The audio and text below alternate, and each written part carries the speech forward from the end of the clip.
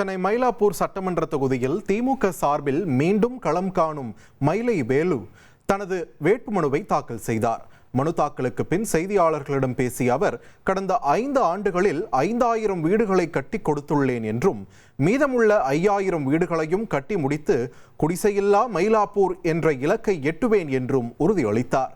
மேலும் கடற்கரையோரம் வசிக்கும் மக்களின் வாழ்வாதாரத்தை உயர்த்த புதிய வளர்ச்சி திட்டங்கள் செயல்படுத்தப்படும் என்றும் அவர் தெரிவித்தார்.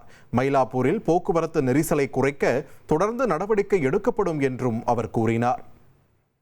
இங்கே குடிசையில்லா மயிலாப்பூர் தான் எங்களுடைய புல் நோக்கம். அது 5 ஆண்டுகளுக்கு முன் தொடங்கப்பட்டது. 2021 நான் என்ன உறுதிமொழி கொடுத்தனோ அதை தொடங்கிட்டேன். 10 ஆண்டுகளில் 10,000 வீடுன்றது இலக்கு. அது நிச்சயமாக இந்த ஆண்டு ஒரு 5000 வீடுகளுக்கு வேண்டிய ப்ரொபோசல் நிச்சயமாக நம்மளுடைய மாண்புமிகு தமிழக முதல்வர்களிடம் எடுத்து சொல்லி அதை நம்ம சரி பண்ணுவோம். இனி செல்லும் இடமெல்லாம் செய்தி. தந்தை டிவியின் வாட்ஸ்அப் சேனலை ஃபாலோ பண்ணினா செல்ல இருக்கும் இடமெல்லாம் செய்தி. இதோ QR கோட் இப்பவே ஸ்கேன் பண்ணுங்க, ஃபாலோ பண்ணுங்க.